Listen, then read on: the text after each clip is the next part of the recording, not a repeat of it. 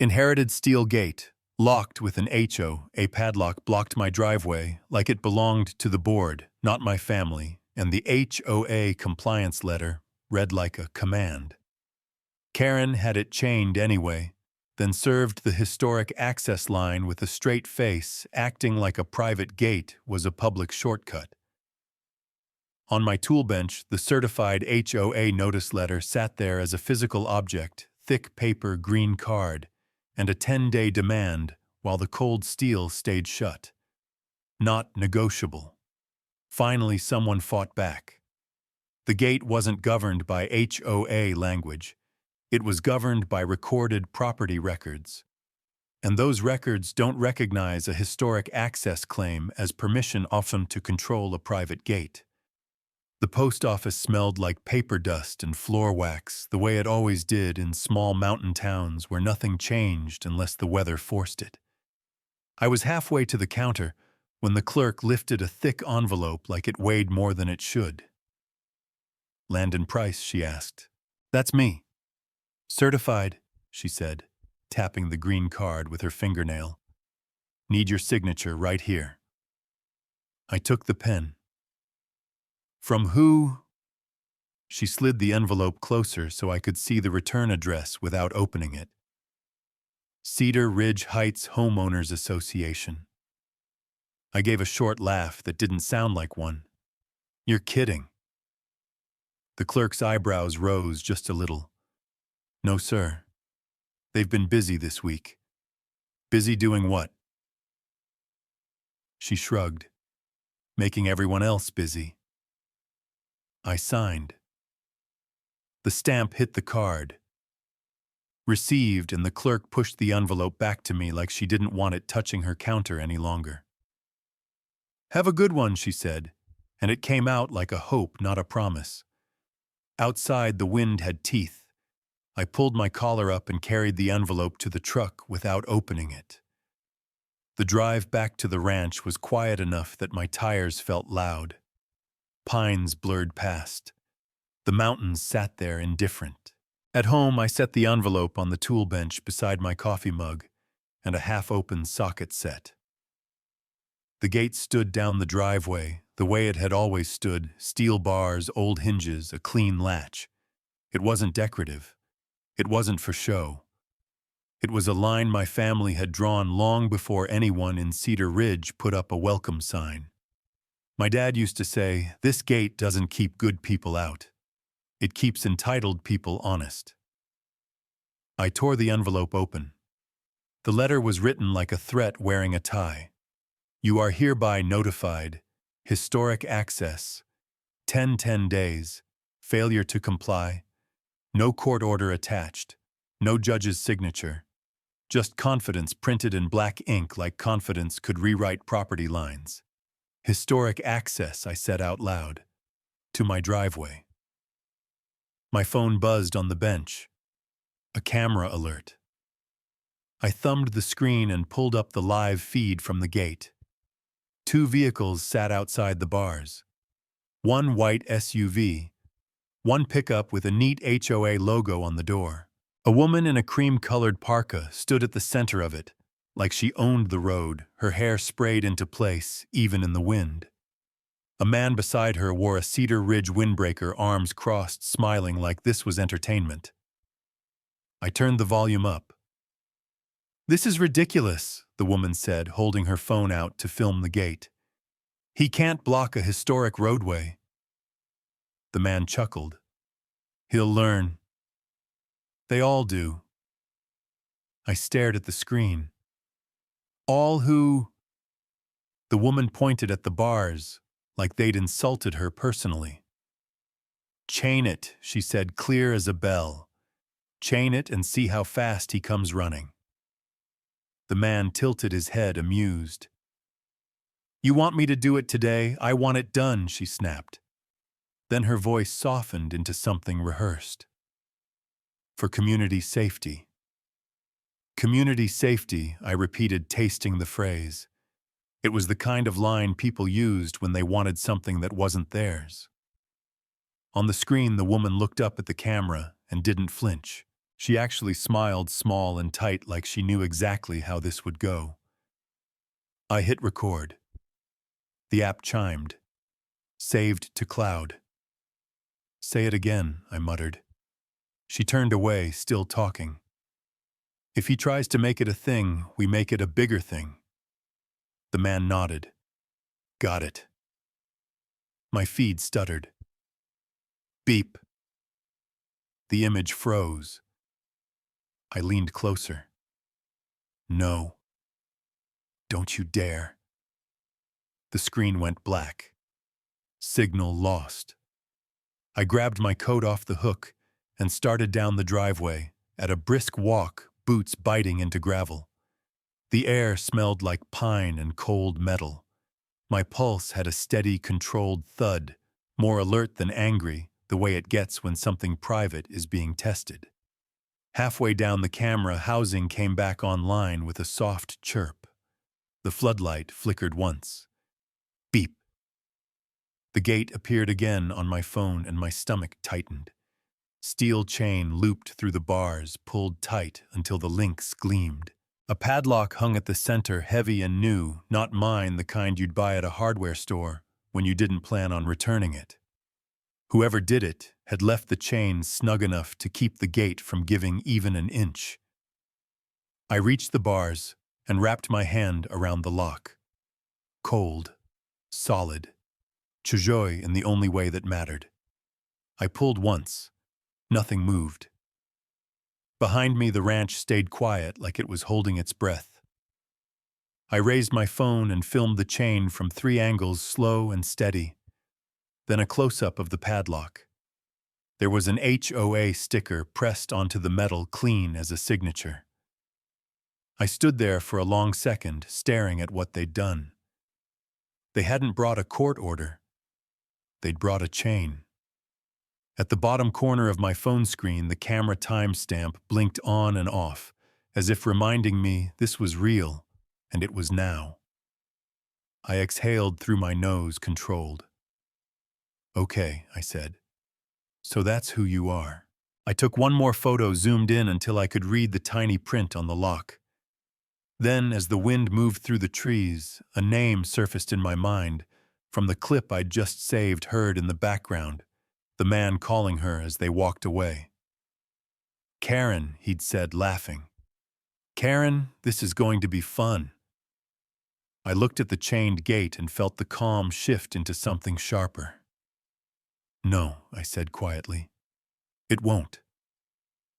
I wrapped my fingers around the chain again and gave it a hard pull just to make sure reality hadn't shifted while I walked down the drive. Nothing. The links didn't rattle loose. The padlock didn't flex. The gate didn't budge an inch. Whoever looped it knew exactly what they were doing, tight enough to keep the bars from spreading low enough that you couldn't lift the chain off the latch, centered where the lock sat like a dare. I crouched and leaned in until I could see the sticker on the padlock face. Cedar Ridge Heights, HOA. Clean, deliberate. Like they wanted me to know it wasn't some kid with a prank and a camera. Like they wanted my first thought to be surrender. I raised my phone and recorded a slow pan chain lock sticker hinge the ground beneath it. Then I switched to the still camera and took a close-up so tight I could see the tiny scratches already forming around the shackle.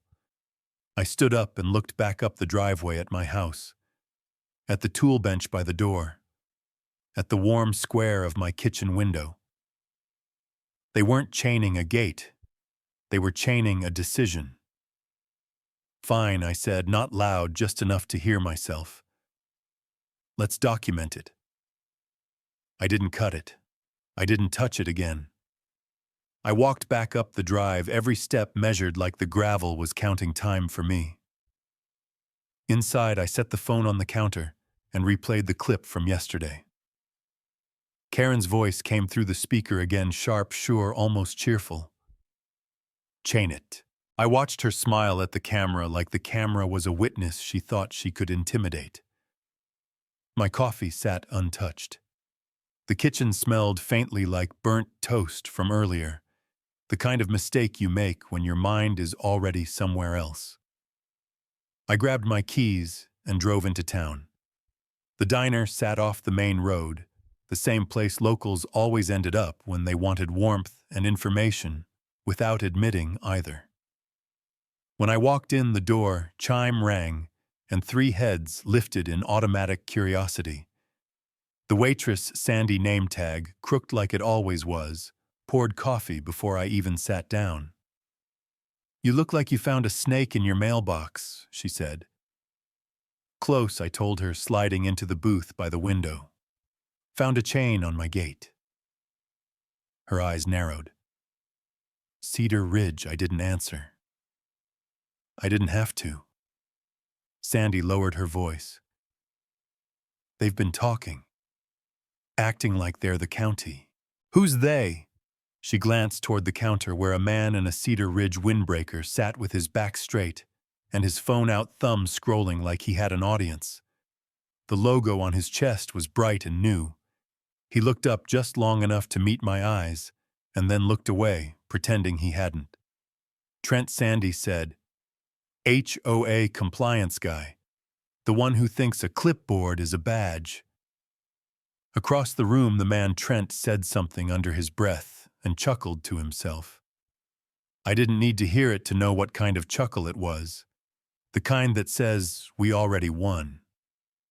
I took a sip of coffee to keep my hands busy. "Do they really think chaining my gate makes it theirs?" Sandy's mouth tightened. "They think if they make enough noise, people move out of the way." I nodded slowly. "Not this time." When I left the diner, Trent followed a minute later. He didn't come close, didn't confront me in the parking lot. He just stood by his truck and watched me unlock my door like his stare was part of the enforcement plan.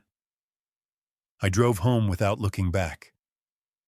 At the kitchen counter, I pulled up the video again, this time the close-up of the padlock sticker. I zoomed in until the HOA name filled my screen.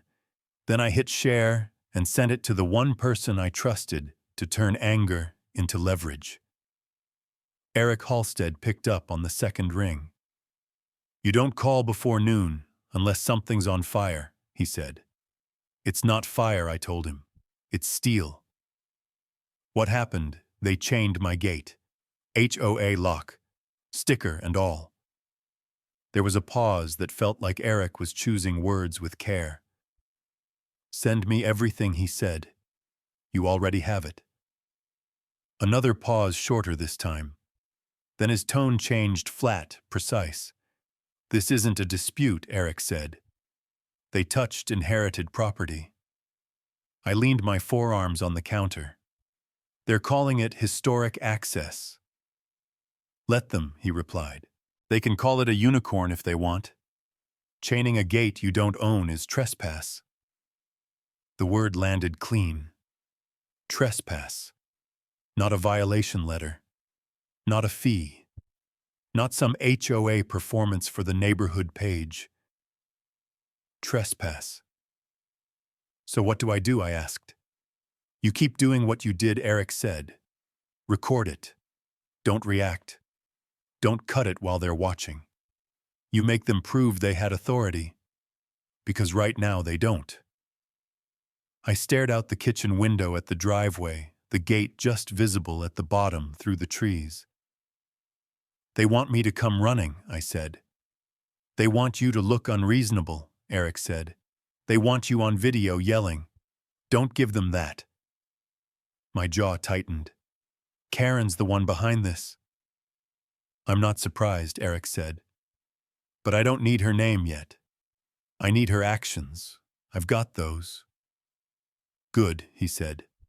"Because once you show a judge that they physically interfered with your property, the whole historic access story starts to sound like what it is.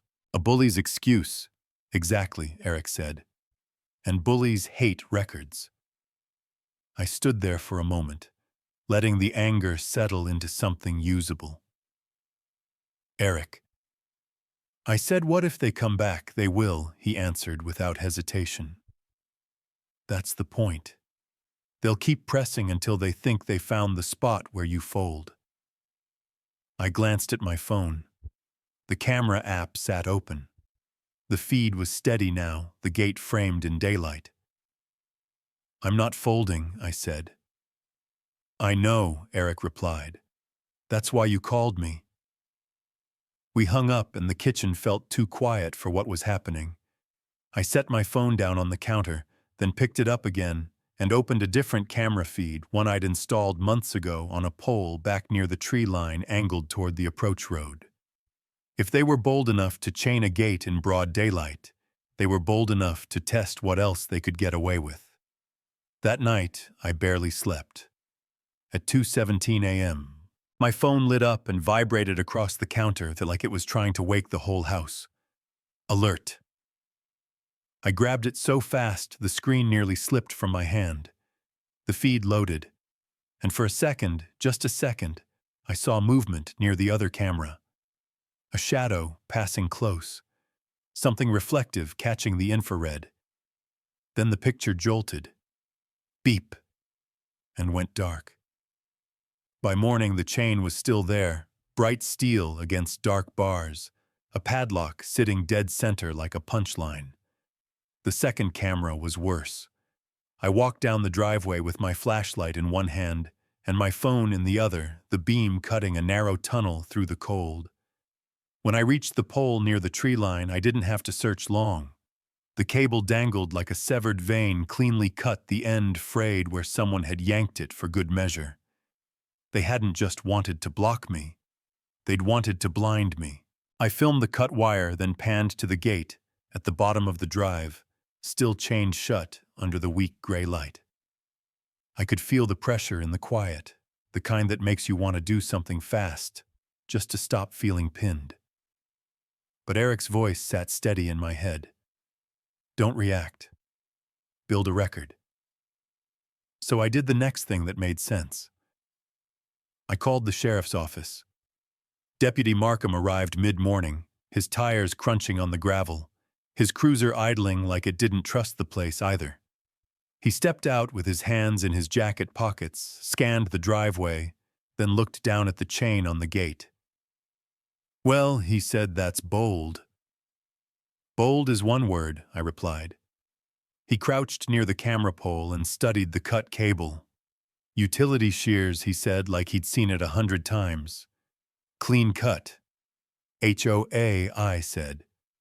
Markham straightened slowly. His face didn't change much, but his eyes did one of those small shifts that meant he understood without needing a lecture. "They'll say it's about safety," he said. "They already are," I told him. He nodded once. "You keep everything, photos, video dates. I'll write it up as vandalism and interference. But I'm telling you now, these people love to wrap a bad act in a good excuse.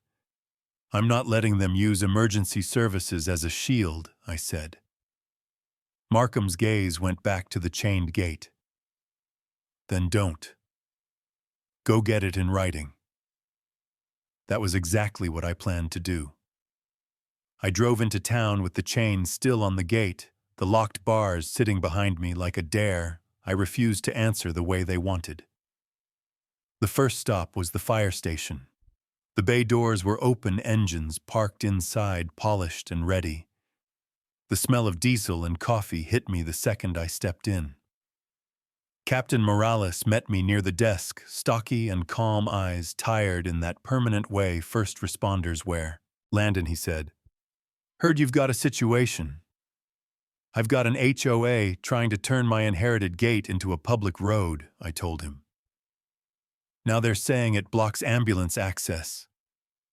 Morales let out a breath that sounded more annoyed than surprised. "Does it?" "No," I said, "and you know it." He studied my face for a moment, then nodded toward his office. "Show me." I pulled up the gate feed on my phone, the chain visible, the lock clear. I showed him the access route, the turnaround below my drive, the way the county rigs had always come in when they needed to. Morales watched without interrupting. When I finished, he leaned back in his chair and shook his head once. "They're using us," he said. "That's what I'm trying to stop." He opened a drawer, pulled out department letterhead, and started writing like he'd done it 1,000 times. "Give me your exact address," he said. I did. He wrote a short statement, plain direct, confirming that emergency services had established means of access and that the chained gate did not prevent response. He signed it, then stamped it with the station seal. "Take it," he said, sliding the paper across the desk. "And if anyone asks, tell them to call me. I'm tired of HOA folks talking like they're dispatch." I thanked him, folded the letter carefully, and went straight to the EMS office across town. The director there, Angela Rios, was on the phone when I walked in, expression tight. She motioned me to a chair, finished her call, then looked at me like she already knew why I was there. "Let me guess," she said. "Cedar Ridge." I nodded. "They've been calling my staff," she said, "asking hypothetical questions like they're building a story." "I'm trying to keep you out of it," I told her. "They chained my inherited gate and now they're saying it's for safety." Rios's eyes hardened. "Safety doesn't include lying." I showed her the same footage, the chain, the lock, the driveway layout. She didn't need much time. "I'll put it in writing," she said, already reaching for a form. "We can access you." "Always could." She typed, printed, signed. 2 clean letters now, fire and EMS, both saying the same thing. The chained gate wasn't an emergency barrier, and the claim that it was amounted to nothing but noise. Before I left, Rios looked up at me and said, "Don't let them make you the villain. People forget fast, but paper doesn't." Back in town, there was a bulletin board outside the grocery store, layers of flyers, lost dogs, yard sales, a church bake-off, a faded notice about road work. I pinned copies of the letters right in the center under a clear pushpin where anyone could read them without scrolling or guessing. Then I posted them online. "Local Wyoming Mountain Living." A simple caption. No rant. "Emergency services confirm access is not blocked. Claims otherwise are false." For about 5 minutes it worked.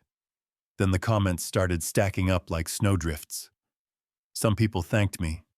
Some asked questions. A few tossed in the usual HOA overreach jokes. And then Karen showed up. Her profile picture was perfectly lit. Her name looked like it had been typed with confidence. "Community safety comes first," she wrote. "This gate has been chained because one resident refuses to comply with historic access." I stared at that sentence until my jaw ached. She'd flipped it. They chained my gate, and she was writing like the chain was my fault. I typed a reply, deleted it, typed again, deleted again. Every version sounded like what Eric warned me about. Too hot, too emotional, too easy to twist. So instead, I posted one line and stopped. "Safety doesn't justify chaining inherited property." Then I set the phone down and walked outside. The wind had picked up again, hard and cold, pushing against the trees like it wanted answers.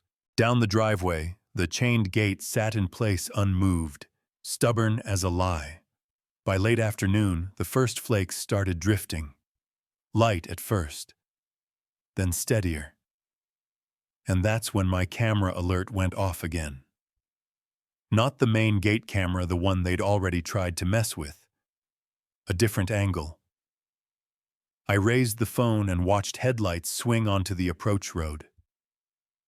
A work truck. Another. Men in neon vests climbed out, tools in hand. And right behind them, framed in the wash of their headlights, Karen's cream-colored parka stepped into view, like she was arriving to inspect a job she'd ordered. They walked straight toward my chained gate. The grinder came alive with a sharp, ugly whine that cut straight through the quiet of the valley. I was still at the kitchen counter when the alert hit my phone. One glance at the screen was enough. neon vests. A work truck angled toward the gate. Karen standing just off to the side, arms crossed, posture calm, in a way that only comes from believing you can't be stopped. My gate was still chained. Their chain. Their lock. And now they were treating it like a pump site. I didn't run. I walked down the driveway slow enough to keep my breathing even, fast enough that the sound of the grinder stayed in my ears the whole way. Sparks jumped where the disc brushed metal, not cutting yet, just testing, making noise, making a point. When I reached the gate, I stopped on my side of the bars and raised one hand. "Shut it down," I said. The grinder operator hesitated, visor down, shoulders tense. The motor kept screaming until Karen snapped her fingers. "Keep going," she said. "You're authorized." "Authorized by who?" I asked. She turned toward me with a tight smile, the kind that assumes agreement without needing it. "The association. Our bylaws give us the right to restore access when a resident obstructs it." "Restore access," I repeated, glancing at the chain looped through my gate. "By chaining property you don't own. You don't get to block a historic roadway," she said. "You were notified." "I was threatened," I replied. "You brought no court order." Karen hugged a folder against her chest, like it contained the answer to everything. "We don't need one." Behind her, Trent hovered near the truck, eyes flicking between my hands and my phone. The grinder shifted again, the disc brushing the chain just enough to send another spray of sparks outward. My pulse climbed. I felt it in my jaw and my forearms. The urge to reach through the bars and grab the tool was loud and immediate. Instead, I took my phone out and hit record. "Say that again," I said, holding the lens steady on Karen. "You're doing this under HOA bylaws." "Yes," she said without hesitation. "This gate is an obstruction. We're correcting it." "By chaining my inherited gate," I said. "That's your correction." She didn't answer. She just nodded toward the grinder, like the sound itself would win the argument. A vehicle crunched onto the gravel behind me. The change was instant. The grinder's pitch wavered. Trent straightened. Karen's smile shifted, sharpened. Deputy Markham's cruiser rolled to a stop a few yards back. He stepped out slowly, taking in the scene, the truck, the tools, the chain, the lock, with the HOA sticker still clean and obvious. "What's going on?" he asked. Karen turned to him as if he'd been summoned. "Deputy, this resident is unlawfully blocking a historic community access route. We're restoring it under HOA authority." Markham didn't respond right away. He walked closer to the gate, eyes dropping to the chain, then the lock. "You put this on?" he asked. "Yes," Karen said. "It's a compliance measure." Markham looked at me. "This gate yours, it was inherited," I said. "It predates the HOA." He nodded once, then turned back to Karen. "So you chained private property." "Our bylaws stop," Markham said, holding up a hand.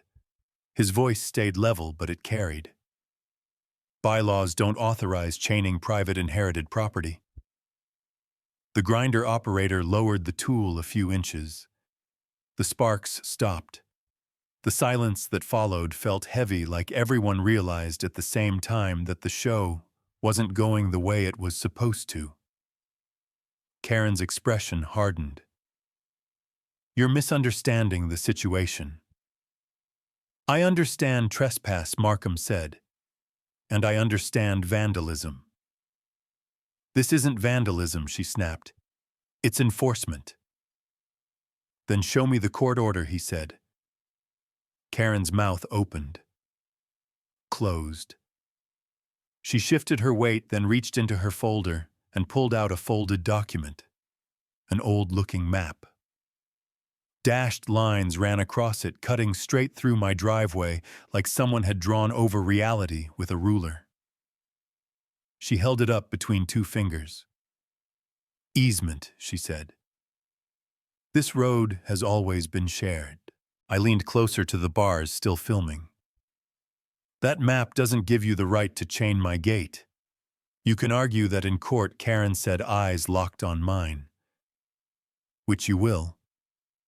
Markham glanced at the paper but didn't take it. Pack up, he told the crew. One of the men in neon vests muttered something under his breath and stepped back. Another closed his toolbox without being told.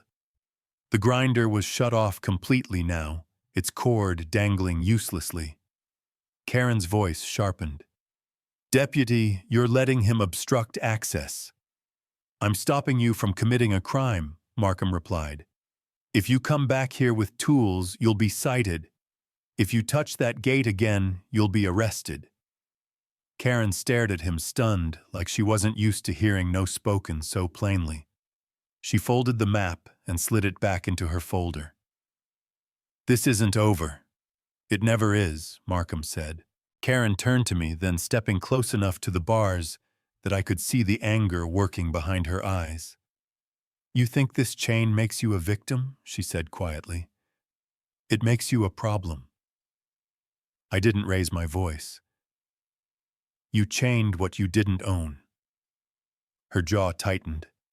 For a moment it looked like she might say something worse. Then she turned away. The crew climbed into the truck. Doors slammed. Gravel sprayed as they pulled out, the sound fading down the road they claimed was historic. Markham stayed a moment longer, studying the lock. This is going to escalate, he said. I know, I replied. He nodded toward the folder Karen carried. That map, don't assume it's real. I won't. When he left, the valley went quiet again. The chain still hung from my gate untouched, the HOA lock, catching the late afternoon light. I stood there until my phone buzzed. An email notification. Subject line, Cedar Ridge Heights, HOA versus Landon Price. They hadn't removed the chain. They'd filed a lawsuit to explain why they thought they had the right to put it there. Eric didn't come in with a speech. He came in with a folder, and the kind of calm that only shows up when someone finally sees the shape of the truth. He set the folder on my kitchen table and opened it like he was laying out cards. The paper inside was older than my phone, older than the HOA, older than Karen's confidence. It had that faint smell of dust and dry ink. The edges were worn soft, the way important documents get when they're handled by people who know they matter. Original deed, Eric said. I watched his hands smooth it flat. The kitchen light caught the embossed seal, the clerk's stamp pressed into the page like a bruise you could feel with your fingertips. My coffee sat there untouched again. The house was quiet enough that I could hear the refrigerator hum. You've been living with a chain on your gate, Eric said, looking up at me. And they think they can turn that into a story. I know what story they want, I said. They want me to cut it, lose my temper, do something they can paint as hostile. Eric nodded. So we don't give them a picture. We give them a record. He tapped the deed with one finger. This, he said, is the record that matters first. On the deed, my father's name sat clean and official. Before that, my grandfather's. The legal description wasn't poetic, but it was precise: meets and bounds, coordinates, access improvements. The gate was referenced in a way that made my chest tighten, not as an ornament, as part of the property itself. That deed doesn't just establish ownership, Eric said. It establishes what existed when it existed and who had rights over it. I stared at the line about improvements and access. So their historic access is just a phrase Eric cut in. And phrases don't unlock a padlock. I thought about the HOA sticker on that lock, the way it had looked like a signature on my gate. They chained it like they were claiming it. They chained it because they thought you'd cave, Eric said. They wanted a pressure point. They didn't realize they left fingerprints. He slid another document across the table. The easement map Karen had waved at the gate, now printed flattened and marked with small sticky tabs. She thinks this makes her righteous, I said. She thinks it makes her untouchable, Eric replied. Different problem. He pulled out his phone and dialed on speaker. Collins. You close. A voice answered gravelly and direct. 10 minutes. While we waited, Eric walked me through what he wanted from me. Nothing dramatic, nothing loud. Every photo you took of that chain, he said. Every time stamp, every clip, every time their people showed up at your gate with tools. I've got it, I told him. Multiple backups. Good, he said, because their case isn't that they want access. Their case is that they believe they can physically interfere with your inherited gate and call it authority. That phrasing stuck. Physically interfere. A knock came at the door. When I opened it, a man in a wind-worn jacket stepped in, carrying a hard tube case and a level of certainty that made me immediately like him. Collins, he said, extending a hand. Surveyor. Behind him came another man, older, neat glasses perched low, carrying a thin briefcase like it was a library book. Jacobs, he said. County records historian. Eric introduced us, then spread the HOA map out beside the deed, like he was staging a confrontation of paper. Collins leaned over the map first. He didn't speak right away. He just traced the dashed line with a pen tip, without touching the ink eyes narrowing. Here, he said finally. This line. It's supposed to follow the old boundary markers. And I asked. It doesn't, Collins said. Not even close. Jacobs pointed to the corner seal. This is wrong.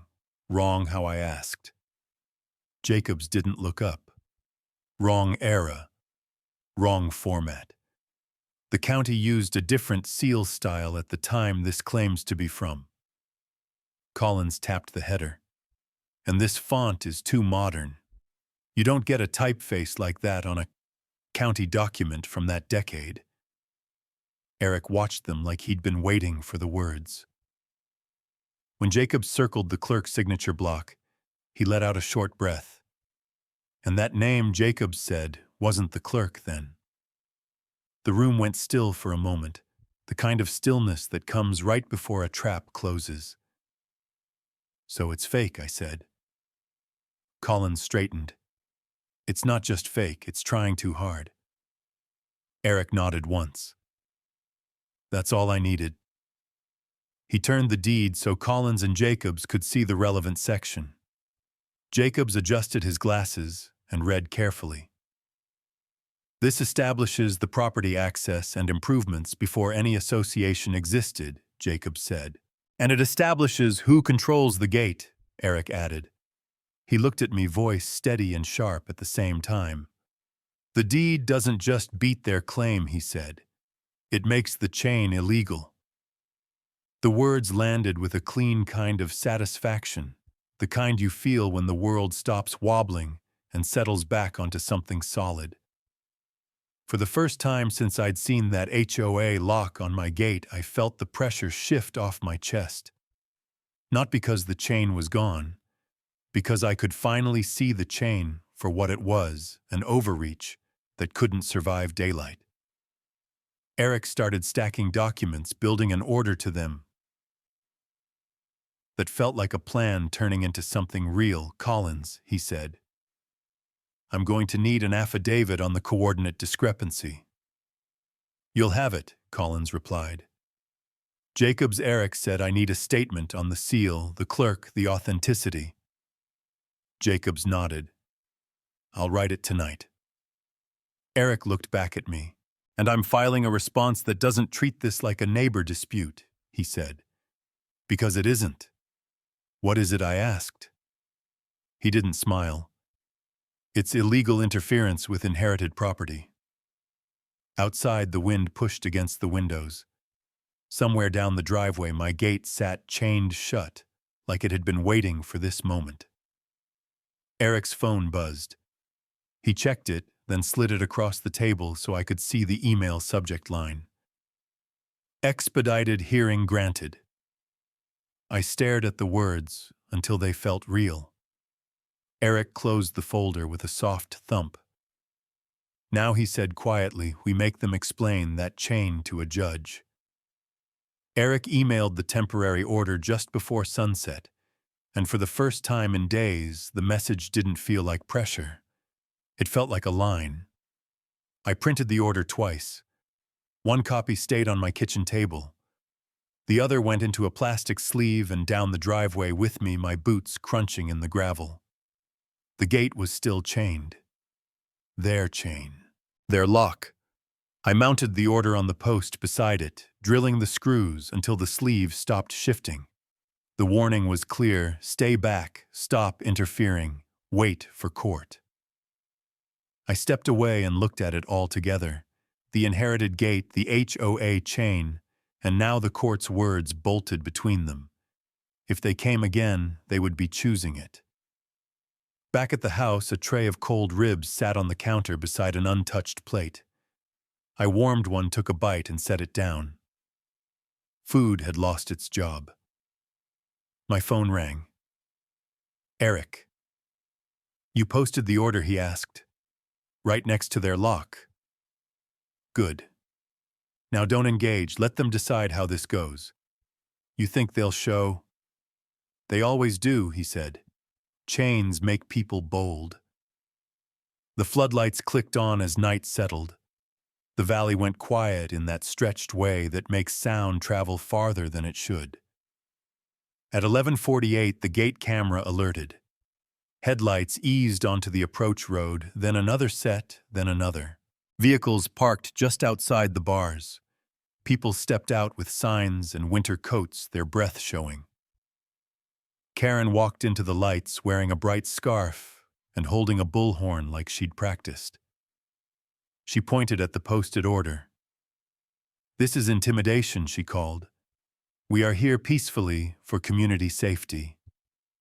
I stayed back, recording the order and the chain, both clear in frame. The crowd answered her with scattered cheers that tried to sound united. Movement caught my eye on the edge of the group. A young man drifted away from the signs, eyes on the fence. He crouched, then stood, then slipped into shadow. I said one word to the empty porch. "Don't." He climbed anyway, fast and careless, dropping onto my side of the fence with a crunch the camera mic picked up. Karen kept talking. She didn't turn. The man moved toward the lock, something metallic in his hand flashing once. I stepped forward just enough to be seen. "Stop," I said. He hesitated, then lunged. Red and blue lights washed over the trees. Doors slammed. Deputies moved in with practiced speed voices cutting through the night. "Sheriff's office. Hands up." The trespasser barely took another step before he was face down in the snow, wrists pulled behind him. The crowd fell silent in uneven pieces. Karen lowered the bullhorn. "This is a protest," she said. "We're on public land." Deputy Markham held up the laminated order and pointed at the gate. "He crossed a court line," Markham said, "and he headed for a lock." She started to argue. He didn't let her finish. "Chaining a gate doesn't give you ownership," he said. "It gives you liability." Names were taken. Some people backed away quickly. Others stared at the ground like it might open. Markham turned to Karen. "You're cited tonight. If you don't leave, you're detained." For a second she looked stunned, then angry, then small. She handed the bullhorn to someone else and was guided toward a cruiser, still shaking her head. I stayed where I was, recording, letting the night document itself. The chain was still on my gate, but the line they crossed was finally visible to everyone. It wasn't relief yet, but it was momentum, the kind that shifts balance. The gate stayed closed, the order stayed posted, and the cameras kept watching, steady and patient, while the night carried away the noise and left only record behind. Nothing else mattered now, except what came next.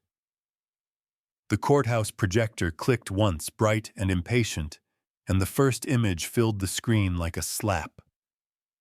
My gate, my inherited gate, chained tight with steel links and an HOA padlock dead center, the sticker clean enough to read from the back row. A low murmur rolled through the gallery. People leaned forward. The picture didn't need a narrator. It didn't need Karen's tone or the HOA lawyer's framing. It was simple physical proof of what they'd done.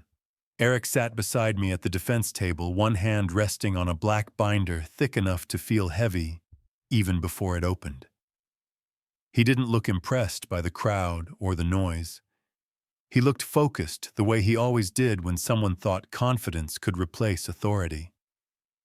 Karen sat across the aisle at the plaintiff's table in a navy blazer that looked chosen for cameras. Her hair was set perfectly. She didn't look at me when the photo appeared. She stared at the judge as if the judge owed her agreement. The HOA attorney stood first, clearing his throat like he was about to read a bedtime story. Your Honor, this is a matter of historic access and community safety. Eric rose calmly.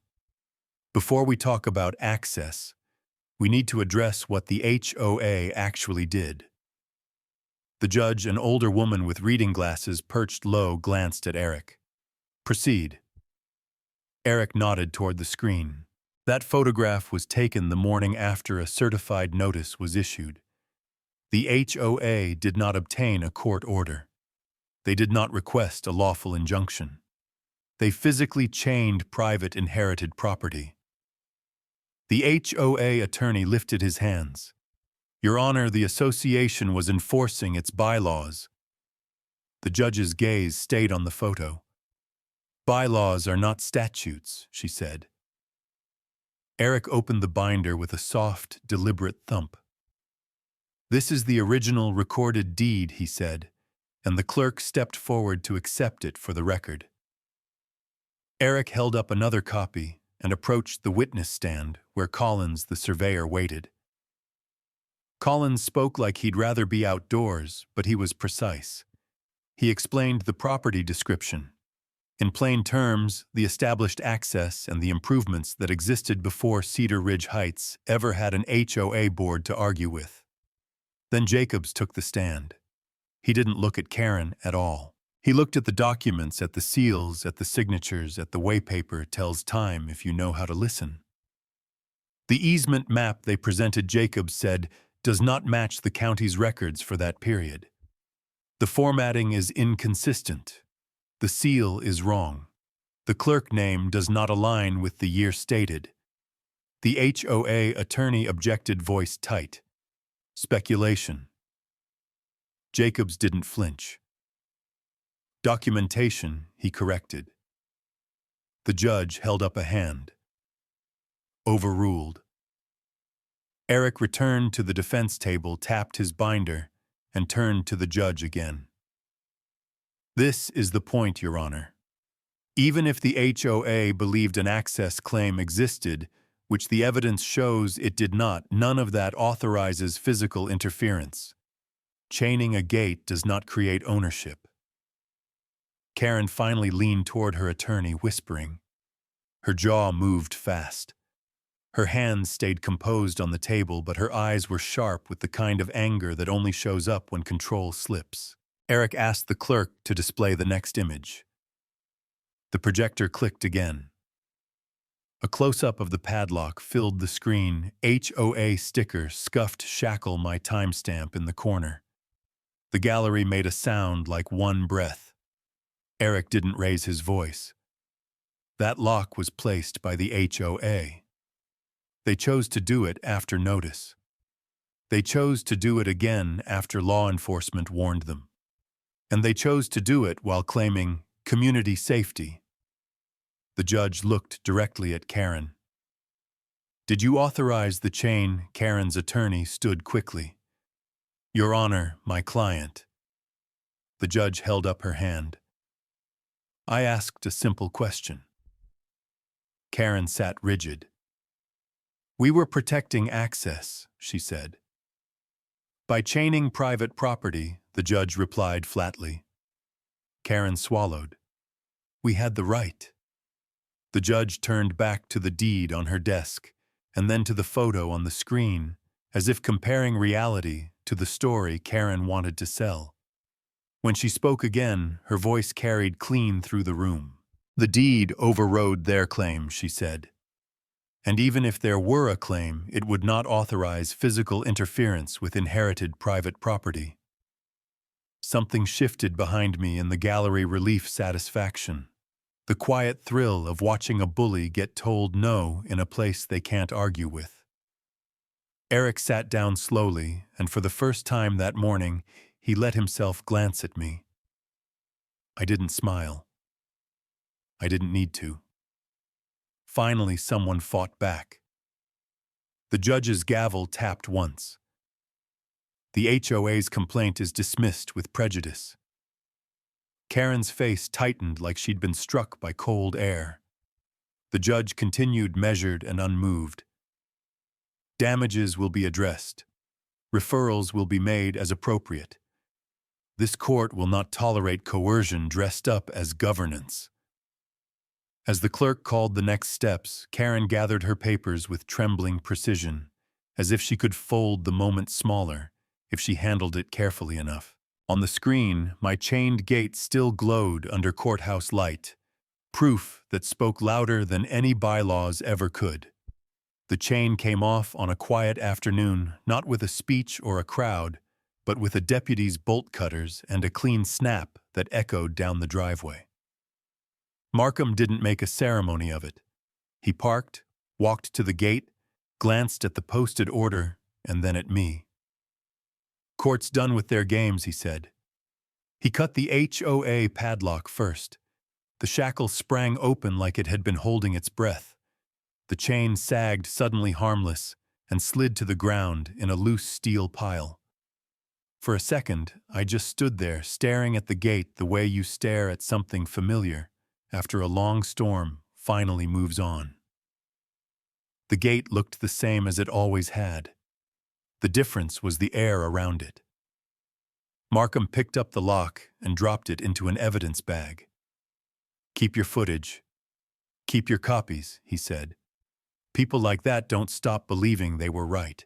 They just stop saying it out loud. I nodded. What happens to the HOA boards already scrambling, he said. Lawyers advising restructure. A few members resigned. A few are pretending they never knew. And Karen Markham's mouth tightened.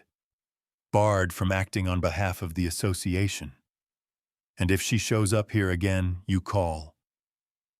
He gave the gate a short look, then added, You did this the right way. He drove off, tires crunching, leaving me alone with my driveway and the quiet that had been missing for months. I picked up the chain and carried it to the tool bench like it weighed more than metal. I didn't throw it in the trash. I didn't hide it away. I set it down where I could see it, a reminder that overreach always starts with someone believing they won't be questioned. Later, I drove into town. The bulletin board outside the grocery store was still there, layered with flyers and lost dog photos and handwritten phone numbers. My copies of the fire and EMS letters were gone, replaced by a notice from the HOA's management company, something about governance review and updated compliance procedures. It was written in the same careful language the HOA always used when it wanted to sound responsible without admitting fault. People stood near it reading. A couple of them looked up when they saw me and then looked away like they weren't sure what kind of conversation they owed.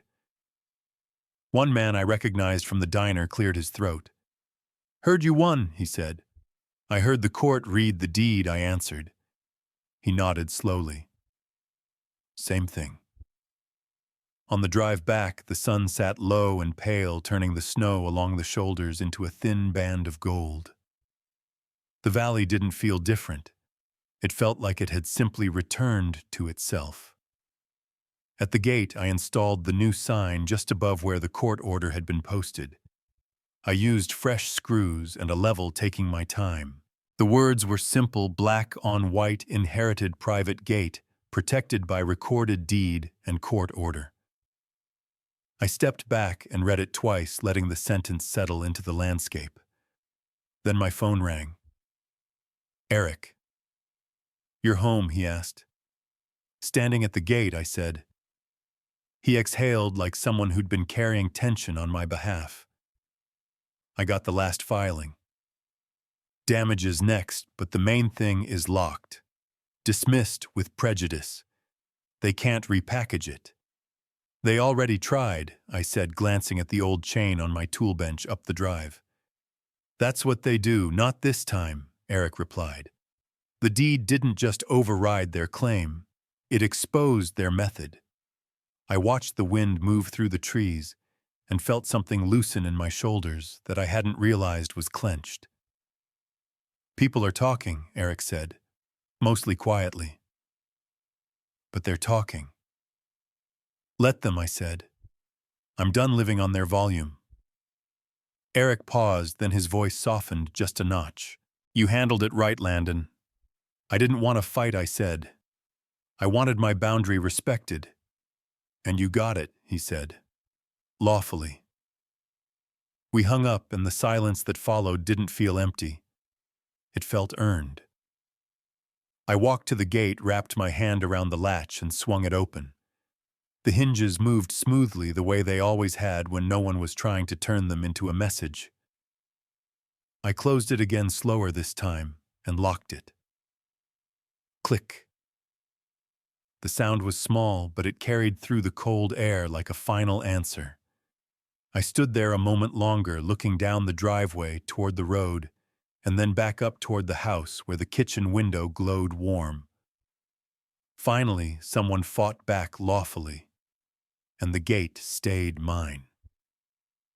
The posted court order fluttered on the gate as winter light faded, the seal intact, the chain gone, the inherited gate standing open and unmarked again.